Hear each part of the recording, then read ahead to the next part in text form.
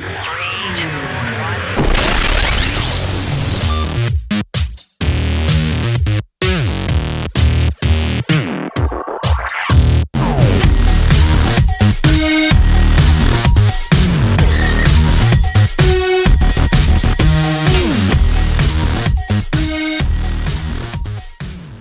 Thanks for everybody for joining into this segment of the Interchange. I'm here with chef, entrepreneur, slash movie critic, slash brilliant theologian, slash everything that I know, my good friend Joel, aka JJ the Man Fuentes. It is a pleasure and very modest. a very good friend of mine I've known for practically all my life. Now, JJ has just finished a big move. He moved out of Morris County, New Jersey to, I believe that's Hudson now, right? Hoboken. Hudson County. Big difference between the two cities, huh?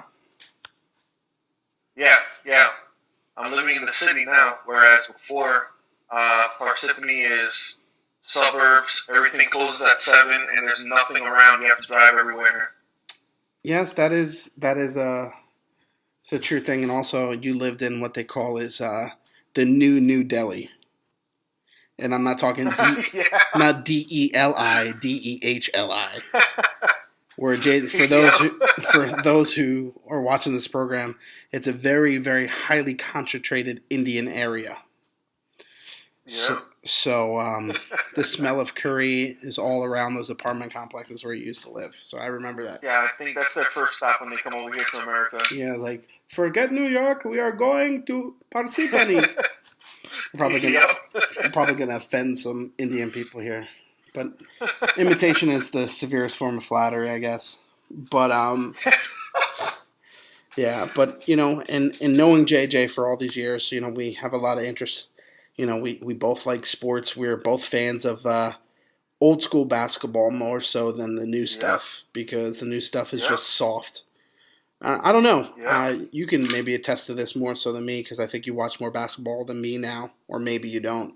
But it just seems like every sport, and even just America in general, it's just getting soft. Yeah, I think so. I mean, I watch more NBA than anything. Like, I like football, I like baseball, but I've never been into them. I've only been into like single teams in other sports other than basketball. So, the NFL, Dallas Cowboys, hockey, Dallas Stars, the MLB, Yankees. But in the NBA, I love there you go. I love the Orlando Magic, but I watch all teams, and just from the standpoint of watching the NBA, it has to have softer. I mean, I don't know. It's like people cry more now about getting more money. You have these like multi-million-dollar athletes that they want more millions, and they're willing to go to a garbage team to get top dollar. Whereas back in the day, so you had a bunch of people on a team that would take pay cuts. The stars would take pay cuts in order to build a team that would win championships. And I think that's kind of like a testament to the kind of generation that we have right now, where it's like back then it was about teamwork, and now really it's all about yourself. Yeah, you got the iPad, iPhone. It's the I generation for sure. The only team that I see in the NBA now that's not that eye-focused is the San Antonio Spurs. Yep, the Spurs. Because you got Popovich and Duncan, who these guys are, pillars of the NBA. So but you touched on a good point. Maybe we can go towards that. Like I call it the wussification of America. And you said, you made a good point. You said people cry. I just feel like with the advent of how the internet has shaped, because I mean, when we first started on the internet, it was dial-up, and there's probably people going to watch this who never even had the internet when they were growing up, nor had a computer. Some of these old farts who are going to watch this. Just kidding. Don't get mad. Don't write me a letter or an email because I won't respond. But it just seems like this new generation just cries and whines about everything. Yeah, I think this is kind of like. I can't even say why it is, because this generation that's being raised up I mean, the generation before them were all hard workers. Maybe it's because uh, being that the generation before were such hard workers that they wanted to provide for their children and not have their children have to struggle the way they did. Mm-hmm. So they provided for them, to the point where now it's like they grew up feeling entitled because they got all of these benefits from their hardworking parents. Yeah. Like I know, like you and myself, like our generation, I'd say between 30 and 40 years old, we're part of that, I guess, last generation that we saw the hard work that our parents did, and we're following up on that. We're working hard ourselves, in order to do things like even with sports. If we correlate it with sports, when I played basketball, if I'm playing with a bunch of people at the basketball court now, if someone's dribbling the ball, they're dribbling between their legs, and they're trying to do all these fancy moves and everything, and if I hit the ball out of their hand, and steal the ball, they'll call foul right away. Whereas, like, my generation, we run in, we go under the rim, we'll get slapped around, we'll get punched, kicked, and everything, and we won't call foul. We'll still go for the point, Mm-hmm. So that's how I see this generation is like right now. I feel like generational things, it transcends itself in sports. Like you're saying, like people, like you would get your arm taken off going for a layup back in the day, and you wouldn't call foul. Now you just breathe on somebody and they just flop. So it's, and then all these kids now getting participation trophies for everything. Like, I'm a firm believer. I saw someone created a meme, or some people call them memes. I don't understand why people call them memes, but it was a meme of a whole bunch of, Bernie Sanders supporters yelling, and it said on the bottom, it's like, this is what happens when you give everybody participation trophies.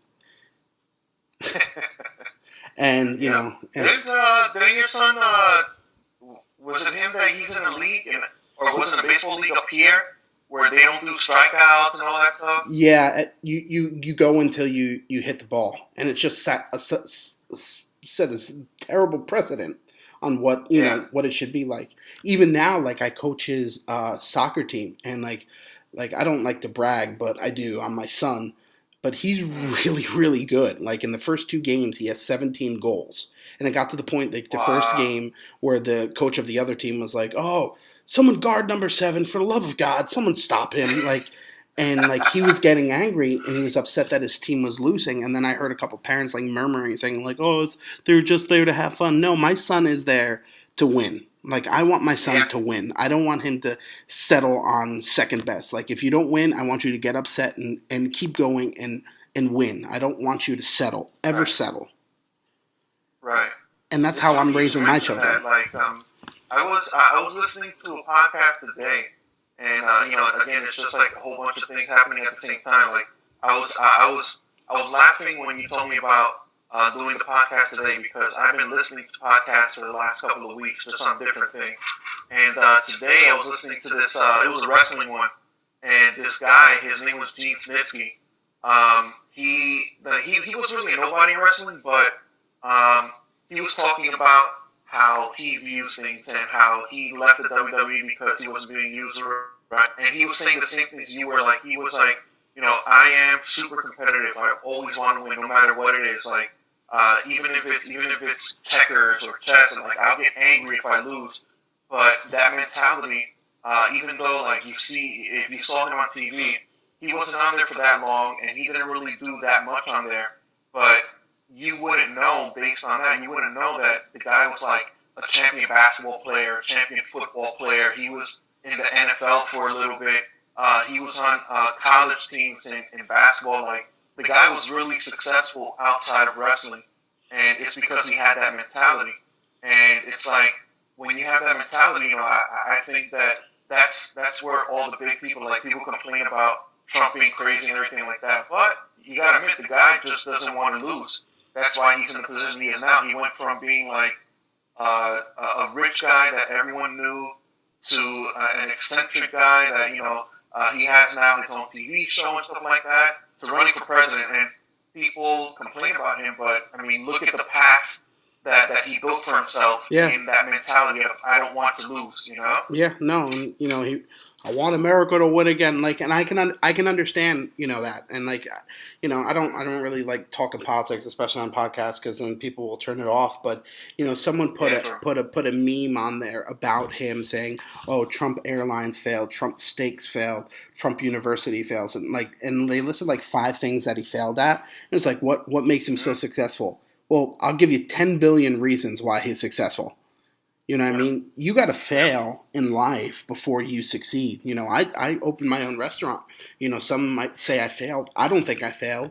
But in certain areas I did. I picked the wrong location, and I believe location is the key point to it. You help me at my restaurant sometimes so you can understand that, location. But in all honesty, I feel like I was a success, but I failed in a certain area, which made me better and makes me want to strive even harder. I just think that so many people now are just such whiners and crybabies. Once they lose, they quit, and then they move on to something else, and they suck at that, and then they quit on that, and it goes on and on and on and on. Yeah, like even with your restaurant, even though the restaurant closed down, and it could have been for whatever reason, the whole point was that you actually did it. Yeah. There's some people that would have quit just in the process of trying to open the restaurant. If they bring their business plan to an investor and the investor says no, some people would quit right there. Yeah. They're like, well, this is not for me, Yeah. Or if they see that the place that they want to open is next door to a place that's direct competition for them, and that place has been there for years, some people say, oh, well, this is not the right place, it's not the right time or whatever. But, you at least did it. And that's more than a lot of people can say. Some people just don't have the guts to even put their necks out there to try. Yeah. And that gives you more experience than anyone can get just by hoping that it's going to happen or wishing that it's going to happen. Yeah, and like there are people who go to school for years and upon years to get all these degrees and all this stuff to analyze business, but they never venture out and try to do it themselves. And that's, that's what I always felt, I've always felt called to be a leader in everything I've done. And, I always wanted to do that. And I stepped out and I did it, in faith. And I think that's a big part of Christianity too, is stepping out and trying something that you've never fully trusted. Like I would just put my son to bed and, I was talking to him. He goes, "Dad, what is trust? What is trust?" I was like, "You know what trust is? Is when you were standing on the side of the pool and you jumped in and you trusted and had faith in that I would catch you." And many people are not willing to make that jump and willing to really trust God with their lives and their finances and their goals and their dreams. They want to just do it themselves. They think they can be successful themselves, and that's when you fail, and you fail miserably. Yeah. Yeah, there was a phrase that I actually just pulled it up. There was a phrase that I gave to the church one time. It was by Michael Jordan, and he said, "I've missed more than 9,000 shots in my career. I've lost almost 300 games. 26 times I've been trusted to take the game-winning shot and missed. I failed over and over and over again in my life, and that is why I succeed." Like every time you fail, you have to be willing to get back up and. Even bringing in now Christianity, like you said, that really, I feel that that's the whole foundation of Christianity is that God knows you're going to fail. Jesus knows you're going to fail. They made it a point to say that, first of all, no one is perfect. Everyone falls short of the glory of God. Jesus made it a point to say you're going to have opposition. He said that you have to daily pick up your cross. You have to daily put on the armor of God because you're going to fail every day, but he also says that his mercies are new every morning, which means that every time you fall, he's there to pick you up again, And really, again, it comes down to everything that we've said is that just if you don't get it in yourself to get up again, then, you are going to fail because you've stayed down. Jesus needs you to stand back up, to pick yourself back up. And I don't know, that's just something that I think, again, is missing from this generation. It's like, it didn't work out here, so let me try something else. So even with religion now, Christianity didn't work because I didn't get whatever it is that I prayed for. So let me go to this other religion that says that Jesus saves us by grace, so I don't really have to ask for anything anymore. I already have it, Yeah. And I just see that again. It's just like another cop out for those people that are just that are whiners and complainers. Like, that's their way of justifying being that kind of way. Well, Jesus deal with it. He works on grace, so I'll be fine. Yeah. Well, it gets a slippery slope when people turn God's grace into God's grease, and, in their, walk, the grace, there's a lot of, you don't have to struggle with things anymore because God took care of it, but you have to walk in victory. You can't just say that and just do whatever you want. So I totally understand that, and I get that. And it's just, I don't know. It's just a weird dynamic that I'm seeing in the world. And I guess because I'm on social media a lot, like, no matter what you do, there's always going to be someone with a critical spirit whining and complaining. Like, I'm helping my father with his Facebook page, and like, I posted something that had nothing to do with prosperity or, word of faith or anything like that. And immediately my new phrase is clown. This clown from South Jersey, it's like, oh, Pastor Jason is a cult leader with that prosperity and that word of faith stuff. And I'm just like, no one asked for your opinion, first of all. Second of all, one, that's my dad, so I gotta get a little testy when people talk about my family. Like, my dad's not even that type of preacher. God will prosper you if you do your part, in all aspects of your life, not only financially. Last time I checked, heaven isn't broke. You know what I mean? So that's, I don't want to even get on the prosperity stuff now, but it just seems like there's always someone with a critical spirit that's always going to say something negative, and it's just like, especially now, they hide behind a keyboard. Mm-hmm. And even to the point when we would play Call of Duty together, like, these young kids have the gall to say stuff behind a microphone that they would never say to your face. Right. I mean, how many times? That's another big thing is the system that we live in. The technology and everything that we use. It gives people a platform to speak their mind, but never reveal who they are. Good. So they can say whatever they want, and you'll never know who they are. They can be anyone, and that gives them a sense of security. So they'll say all the mean and crazy and just idealistic things that are running through their minds, and really they have no fear of being judged because you don't know who they are. You don't know where they are. They're not face to face with you. It was different back in our day because we kind of live in that generation that I think is kind of cool, where we lived before the internet was huge, before we had all this connectivity, and then we've seen it kind of evolve into what it is now. So there was a time where the only way you could talk to people was over the phone or in person. Yep. You would have to beep them. So back then you really didn't know what anyone was thinking. They would tell you, and that's it. Now you know what everyone is thinking. Yeah. Oh, look, your cat's making an appearance on webcast behind you now. Which one? Which Gandalf. Hey, what's up, cat? Hey. Yeah, no, I agree with you. Back in the day, you would have to wait to after school to ask your friend's mom if you can hang out. Like, can we hang out after school? You know what I mean? So now it's just like, hey, text me or Snapchat me or do whatever, And I try to stay active, but some of these kids just rely too much, on. Yeah. Actually, I saw a picture, and it was this. The top of it was talking about the zombie apocalypse, and it was like the zombie apocalypse is now. And the picture was just a picture of a whole group of kids, like 20 kids, looked like they were just coming out of school. They all had their heads down on their phones, just walking. And I was like, man, that's crazy because, you have all these kids together walking in this group, and none of them are looking at each other, talking to each other. Like, it was different when we were growing up, It was like when you hung out with your boys, you hung out. You were there with them. Yep. You know, it's like today everyone is like in a crowded isolation. You know, everyone is with someone, but yet they're still in their own little world. And technology can be a beautiful thing, but at the same time, Yeah. if you use it the wrong way, it can be the worst. You know, and I remember this pastor. The pastor, I think his name was Steve Hill. He was from that revival in Brownsville, and we went to a conference with Eagles Wings, and he said something that to this day I never forgot. This was years ago.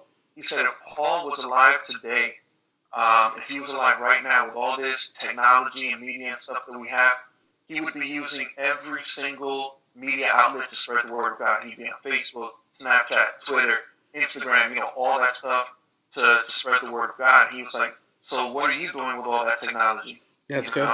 Yeah, no, and that raises another point. Seeing, you know, I mean, I have, you know, 2,000 plus friends on Facebook. You know, you have quite a bit as well. I think over 1,000 or something like that. And out of all things I dwindled it down, man. I'm down to like 150 now. It's just all people that you actually know. I know, and that's it. Yeah. Well, I would say 85% of the people I know and that I've met at some point in life, you know, but in saying that, the things that these people who profess themselves to be Christians, and I've hit share on stuff and I haven't read some of the stuff that's on it, and then I'll have to take it down. But some of these things that some of these people knowingly share boggles my mind. Yeah. Yeah. Especially, like, you know, I've seen some people that the stuff that they, like you said, the stuff that they profess to believe, and then the stuff that they put up, you know, and I'm not one of those people, and I know you're not either. I'm not one of those people that if someone says they're a Christian, you know, I'm not going to turn around and be like, oh, you're drinking a beer, you know, you're not really Christian. But there's people that go way over the edge with the stuff that they post. You know, it's like, you know, you got a Christian guy, and he's talking about, you know, how Christian he is, and then the next day he posts like a picture of like a girl in a bikini and everything, like in public on his Facebook page. You know what I mean? And he's married and stuff. Yeah. You know? And it's like, people are going to see that, you know, you represent, like I preached a message at Bishop Barbara's in Jersey when I was there a couple weeks ago. It's like, what you post on the internet is a reflection of the God you serve. You know, there's people who post things and you're like, what? Like I can name countless women that are friends of mine on Facebook that are active in my dad's church, that sing in the choir, and they, some of the things they post makes me go, what are you doing? You know, I call them palm to face moments. Like, really? Like, what are you doing? Like, you claim, you'll post something about prayer, and then the next post it's a guy with his shirt off, like dancing, or a girl, girl, like twerking in a video. And I'm just like, look what you're posting. Like, it's a if people understand, it's a representation of Jesus Christ. And, you know, like, it boggles my mind. It really does, you know, and like people, oh, you're judging those people. I'm not. I'm making an observation, which is truth. Yeah. You represent Jesus in everything you do. If you confess to be a Christian, so why not represent him on the internet? You know, the right way. Yeah, and like I said, I don't have any problem with like with normal stuff. You know, like if you're a Christian. And we talked about this in the phone earlier. If you're a Christian, you watch Walking Dead. If you're a Christian and you like basketball, if you're a Christian and you go to the movies, if you're a Christian and, you know, it's really, you see, Christianity is not like this life where you have to be in prison. Because, and if anything, we can just look at the example of Jesus. Jesus hung out with prostitutes and all the people that were looked at as like filth, but he never changed his character, you know? Like his speech was always the same, his character was always the same, and that caused for those people to change. So it's like, if you have a strong character, if you have a strong faith, and you know that you're strong in your faith, you know, and you're able to do some of these things, you're able to watch Walking Dead it not be like something demonic or something like that, then I don't see a problem with it. It's just that some people, they kind of use that as an excuse to do some of the things that they do. Yeah, well, salvation, I believe, is personal to each person. It's your salvation. You walk out. I struggle with things different than you struggle with things. Than the next person struggles. So I won't tend to go in that direction and subject myself to being men. Men think way differently than women. So I'm not going to subject myself to something that allow my mind to start racing. And going down that rabbit hole that is no good, and then you find yourself dwelling on things, trying to search things up on the internet, and you go down that slippery slope. You know what I'm saying? So it's a personal thing. You walk it out, and if you're strong, like I love the example you said, Jesus hung out with all those types of people. He didn't become them. He didn't talk like them. He didn't act like them. He didn't dress like them. He was a light for them. He attracted those people. That's the difference. Jesus, he went to the tax collector's house. He went to the well knowing that woman would be there because he's God. He knows all things. He was very intentional on what he did, and I think that's missing within the church now, and Christians and our people aren't intentional about this decisions they make and how they do it. Like I was very intentional. I was like, I want to do a podcast and talk about real issues and not being so deep and going over people's heads and getting to a point where we confuse people with what Christianity is about. And I think that's the problem. I think you have people confusing what Christianity is about. You have people teaching a gospel that is not the true gospel, and you have people teaching, I call it sugar and candy cane theology of everything is all good. You won't have any, no, life stinks sometimes. Sometimes you're going to go through some trials and temptations, but know that God is with you. That's what you have joy in. But no one says going through those things is going to be easy. I've gone through things in my life that some people wouldn't been able to recover from, but by the grace of God, I was able to come through them, and I didn't let those situations become bigger than what they were. And I think there's got to be a healthy balance, a very, very healthy balance. Actually, that's the key, healthy balance, because now we're looking at an end of the spectrum where we have our worldly Christians that you can't tell if they're Christian or not. But then you also have the other end of the spectrum with your super, ultra, crazy, zealot, religious people, that are like, everything is a sin, everything is going to take you to hell, you're doing wrong, you're doing wrong, you're doing wrong. And, again, there has to be a balance, because Jesus was neither end of that spectrum, he was right in the middle. You had the people that were, religious, but at the same time living worldly. And then you had the Pharisees, who were Bible teachers, they were priests in the church, but yet they were so super ultra religious. And if you really think about it, if they were really doing what Jesus had wanted them to do, or what God had wanted them to do from the beginning, then Jesus wouldn't have had to have come to the earth, to die for us and everything. They would have been doing the work that Jesus was doing, which is to go out there to minister to those people that need it. Even if that means taking off those clothes, taking off those robes of religion and getting down to the level of the people that really need it. They wanted to stay in the church. If you look at the greatest opposition besides the devil to Jesus throughout the New Testament was the religious folk. Yeah, exactly. And that's who we butted heads with the most, because they were so caught up in tradition. I mean, we come from, a Latino background and some holiness. When we went to Cuba, they didn't allow some of their women to wear earrings, shave, wear and it's just like, how are you going to win people to the Christ like that? And you have to have a healthy balance. And like my dad said something that God gave him, and you don't have to be perfect, but you have to be perfectly honest with God. Right. Because when you start trying to hide things from God, that's when you end up in problems.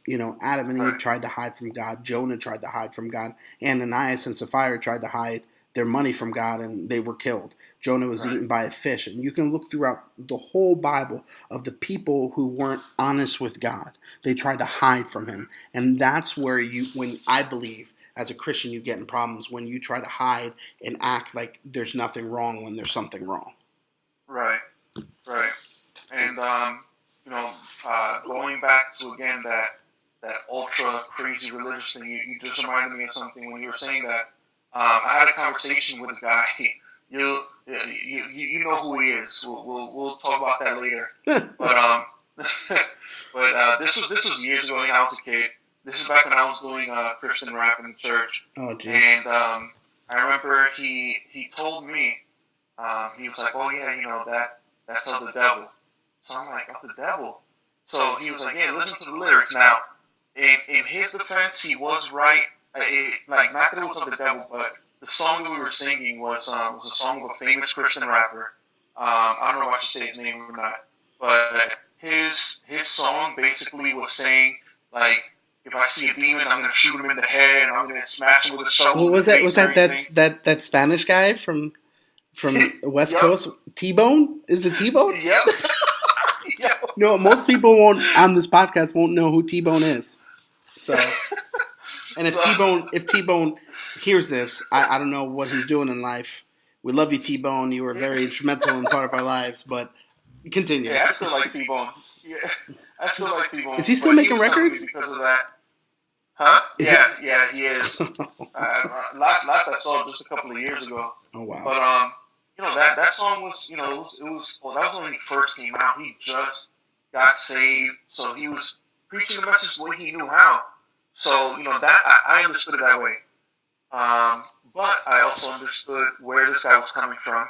I didn't agree that it was of the devil, but I knew that singing that song in a church, we went to like this really nice conservative church, and we did 2 rap songs, and that was the first one that we did. Oh, no. And no one even clapped. They just kind of looked at us like, what? But I could understand that. What are these kids from Harlem? A couple of years later, I had a Facebook conversation with the guy's daughter, and she was just straight up saying Christian rap is of the devil.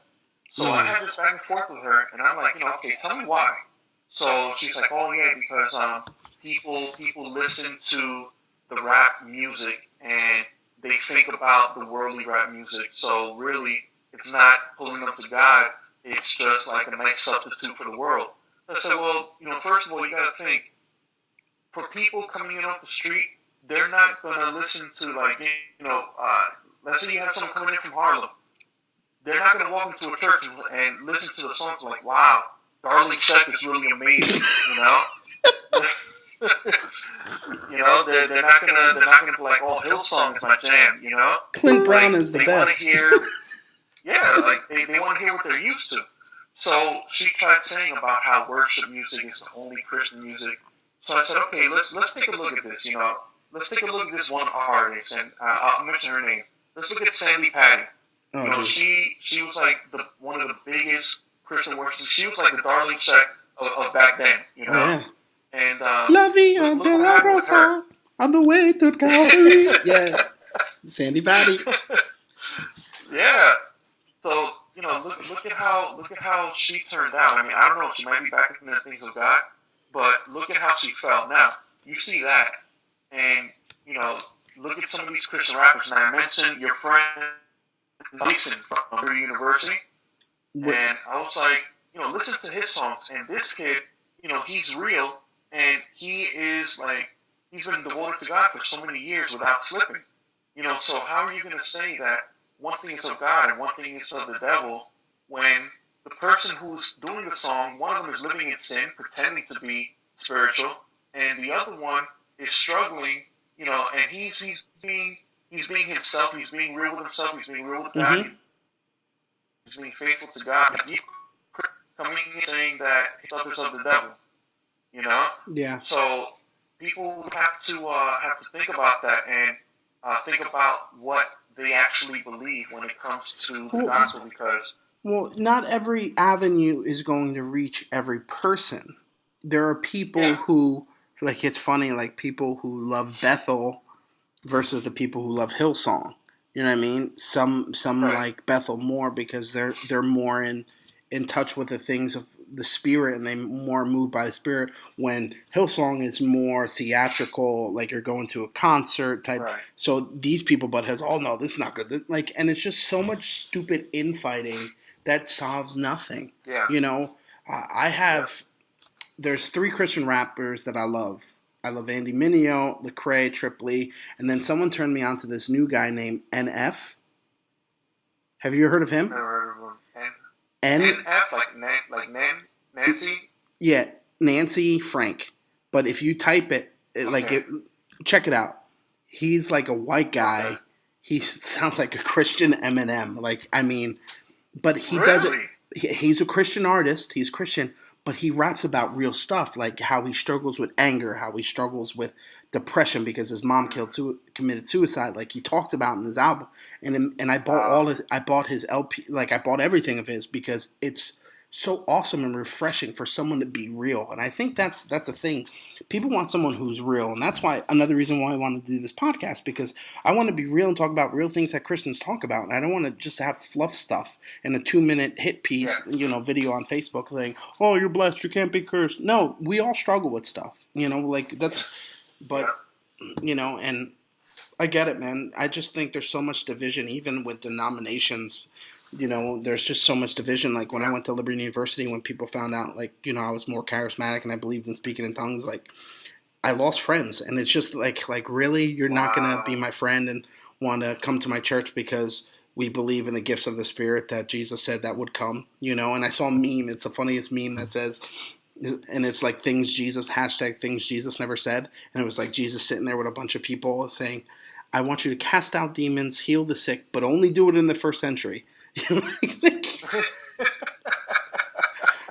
After that, my gift stopped. You know what I mean? Like totally disregard the book of Hebrews when it says I'm the same yesterday, today, and forever. So same thing applies. So it's just the infighting among Christianity is, and I look at it, and not to be political, but even the infighting within the conservative Republican Party, like all these people fighting. It's the same thing in Christendom. People are like, I can't believe they're doing that. It's like, it's the same thing in Christianity. There are culturally some churches that adhere to things differently than other cultures. And, I grew up, my church, my dad's church is in the inner city, so it's black and Hispanic, and it's much different than a white Pentecostal church or a white Baptist church. It's like, the funniest story, I'll say this, and we got to wrap it up soon, but I brought some Baptist kids with me home on the weekend when I was in college, and this kid named Chris, Gerald Lloyd was preaching, and as he was yelling and preaching, he started preaching in tongues. And my friend, he after the service, he looks at me dead serious, JJ, dead serious. He goes, man, that guy can preach so good, but when he started preaching in African, I didn't understand him. Oh man, he was dead serious, and I looked at him, I'm like, yeah, African. But again, there's people aren't aware of those things, and but to each his own. If you choose not to believe in speaking in tongues, laying hands on the sick, that's between you and God. You're gonna have to answer to God one day, and He's gonna say, "What did you do with the gifts I gave you?" Well, I thought those gifts were only meant to be used in the first century. Like, no, buddy. Right. We serve a God that's the same yesterday, today, forever. And my life is a living testimony. I was out with some people on Saturday, some guys from the church, and when we were eating, we were talking about certain things. One of the things that came up was, and you kind of touched on this just now, just about the whole thing of miracles happening now. Like you said, this is not stuff that Jesus wanted only to happen back then, but this is stuff that needs to happen now, the casting out of demons and the miracles and all these things. So I told him about, how we went to Cuba a couple of times. And I told him, and this, so you can tell your audience that when we went to Cuba, it's like the people there, because they don't have, like, the advanced technology, because they don't have, like, all the things that we have where we put our trust in it, because their government is, like, so oppressive that it's like all they they have is God. So because all they have is God, they have experienced so many miracles there, like miracles, like people getting healed right there on the spot, deaf, blind, stuff like that. And there was one time that I don't know if I told you, but I forgot where we went. We went to one of those churches, one of those house churches, and I'll never forget a guy who had a demon cast out of him, and I knew that this demon came out because when he fell to the ground. He fell on his back facing up, and I'm standing over him, still praying in tongues. And I remember he opened his mouth. His eyes are closed. He opened his mouth, and now I'm 6'1".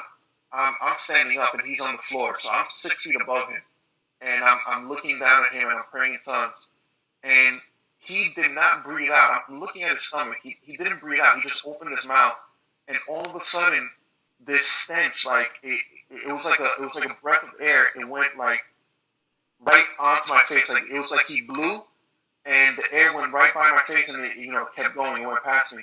But the stench, it wasn't bad breath. It smelled like death. Like I'll never forget that smell. And the thing is, after he finished getting prayed for, when he got up, I was standing right next to him, and he was like, "Hallelujah, hallelujah!" And he didn't have bad breath. So it wasn't his breath. I know that something came out of him. Oh no! And again, that's just a testament to those people that they have nothing but God. China, they have nothing but God over there. Yeah. So they get miracles all the time. Unlike here, where it's like a rarity, and people are like, "Oh, God doesn't answer my prayers." Well, that's because you're on the computer 24/7. These people, they pray for like 6-7 hours because they have nothing else to do. Yep. I remember, the time I prayed for somebody fell to the ground, started slithering around like a snake. And I'm just like, what is going on here? Like, I've never experienced this before, and I remember praying for a group of middle school children and I remember just walking by and just laying hands on these kids and young kids falling out under the Spirit. I'm like, what is going? I never experienced it before. And one of the greatest miracles God used through me was the pastor of this. I can't even remember where it was. This one little church in Cuba I went to, and the pastor and his wife were trying to have children. And they couldn't have children, and I prophesied to them that they're going to get double for their trouble. And I go back a year later, and they have twins. And see, that stuff happens, but people will try to dismiss it and that's when God will be like, okay, you want to dismiss it? I'll go to the next person. And that's how the Pharisees were back in the day when God would do a miracle. Be like, oh, no, it was magic. It was this, that, and the third. No, God still works miracles today. My life is living proof of that, of what God has done for me. At age 3, I fell out of a car and I mutilated my face. Like I had scratches all over my face. And I remember as a young kid praying to God and saying, God, I was like 3-4 years old. I remember praying clear as day, saying, God, I don't want to be the kid with scars on my face where people make fun of. Please, God, heal me. And that's all I was taught as a young age. God will do miracles for you. And I remember being in the shower, lightly washing my face and opening my eyes and vividly seeing all of my scabs and scars on my face just come off my face and go down the drain. And, my face isn't as pretty, pretty as it should be, but I don't have any marks on my face at all from that accident. Right. You know what I mean? Right. And how many times I should have been dead, but God, but God still works miracles. And I just, and I'm looking forward to having, more talks with you and Adam. I have an appointment with Adam to do this. And God's really used him overseas, and he could talk about miracles, and that's what I'm going to focus on him because, my dad did a song, A Time for Miracles. It's true. God, that's where God's going to show up, and people will see it. But again, we live in a cynical world where people are like, oh, no. But you got to choose to stand and believe for something or fall for anything. Honestly, I think all it takes is one real miracle for someone to see one real miracle to really believe in the power of God. Amen. And I always tell people, I have the same story for people. When they ask me, how do I know that God exists? And I tell them, look, I have 2 very short stories that for me, I know that God exists. Now, for everyone else, they'll probably be like, oh, coincidence or whatever, but I was there. I know that it was God. And the two stories, one of them, both of them were in Grand Central Station in New York. The first one, it was pouring rain outside. I had no umbrella, and I still had to walk like 6 blocks to my job. And I'm walking through Grand Central, and no lie, I'm getting towards the exit, and the exit is all glass doors. And I say, I see the rain coming down, and I said, God, I really, really, really don't want to get soaked on my way to work. I'm wearing nice clothes and everything. I didn't have an umbrella. I said, God, I don't have the money to buy an umbrella off the streets. Can you please provide me with an umbrella? I swear, as soon as I said that prayer, I got to the door, and this girl happened to be walking into the door that I was coming out of. And this girl, she had to be like maybe 20 years old, young. And I was about 20-something years old at the time also. She walks in, and we pretty much bumped into each other. And she just looks up and she goes, "Here, do you want my umbrella? I don't need it." And I'm like, "Are you serious?" I'm thinking to myself, first of all, how could she not need it? If she's in Grand Central Station, she's obviously going somewhere. And then second, I'm like, wow, out of all the people, she bumped into me, and I didn't say anything. I didn't look at her. I didn't smile at her, nothing. She just looked at me and said, "Do you need this umbrella? Do you want this umbrella?" And just gave it to me. Right after I said that prayer, and I was like, wow, just from that alone, I was like, see, now I know that God exists. Every time I get into some kind of like funk where I'm angry or I'm depressed or whatever, and I start kind of like doubting God or whatever, I always go back to that and to another time when basically I just prayed. I was standing in line when Metro cards were first coming out. I had no idea how to buy one. I had no idea what to ask for. I was used to tokens still. So I'm standing on a long line, and I said, God, I don't know what to do when I get to the end of this line. I don't know how to ask, and I don't want to sound stupid in front of anyone. Can you please provide me with a Metro card? And as soon as I said that prayer, not a minute later, not even 30 seconds later, this white lady walks up to me. She's wearing a fur coat. She looks really like, well-to-do. She walks up to me out of everyone in the whole line. And again, I'm 20-something. I'm wearing street clothes. I'm wearing baggy jeans. I'm wearing a hoodie and stuff like that. She walks up to me and she goes, "I have this Metro card, and it's good for unlimited uses until the end of today. Do you want it?" And I'm like, okay. And she just gave it to me. And I'm on a long line. There's so many people online. So, even God, whenever someone asks me the little things, how I believe in God, I just give them those two stories. It's the little things. It's the little things, and God hears those things, man. That's an amazing, amazing, amazing thing, and it just shows even the grandiose things of God performing miracles to the little things of you getting an umbrella and a Metro card, just to remind you that, hey, I'm God and I got everything under control. Yep. That's good. That's good. Well, JJ, I want to thank you for your time. I appreciate it. Look forward to doing more of these with you. Maybe we can get somebody else, maybe a 3-way Google Hangout podcast, because I could do up to like 6 people on here, and I think that would be pretty cool. But I appreciate your time, and thank you, and hopefully soon when I come back to Jersey, we'll hang out. Yeah, definitely. All right, man. God bless. I'll talk to you later. All right, man. All right, bye-bye.